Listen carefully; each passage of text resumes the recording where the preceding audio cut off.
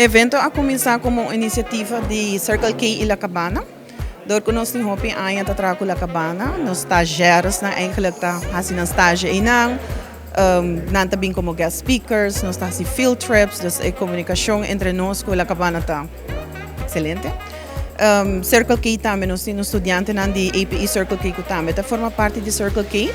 Essa é a iniciativa a começar do Circle K para vai começar a dar scholarship na estudante na kuta perform, na eager to complete their program e também kuta disciplina, kuta aspecto ng kuno sa wak ding estudante na.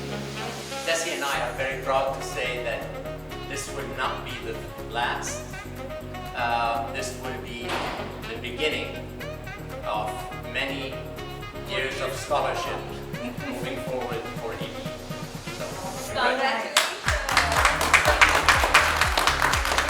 Sim, essa que agora anunciar hoje toevallig kuta bom notícia para nós tour, me quero nós tour como faculty aqui nanta Hopi orgulhoso de ter notícia sina. Ko essa kita é prome aya, ko essa kita wara duna, para ita vai seguir wara duna tour aya.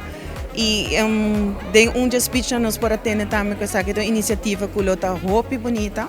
Se mais organização também lo por começar a que importância de hinca tempo e também investment que nós estamos de nos estudantes não passou com que vai vir tanto nosso futuro den indústria turístico e hospitalário. Success stories que se nós começamos não acaba, pero vooral de área de culinária nós está crescendo ano para ano, está virando mais grande, interesse também de estudante não está virando mais grande.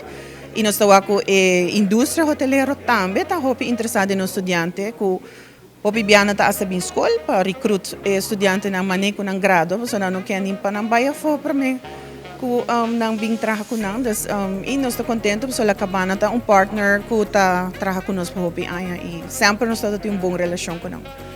Essa é não tem muita informação, para mim quero sempre ter primeiro viagem, então primeiro unit que está começar e eventually den outra unit também, iniciativa na sinalo por começar, door die outra indústria que também está beneficiado door die outra unit também.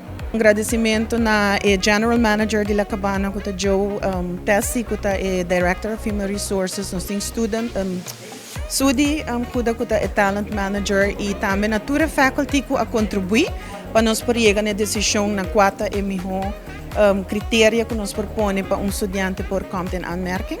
E que nós podemos celebrando essa aqui junto com os stakeholders.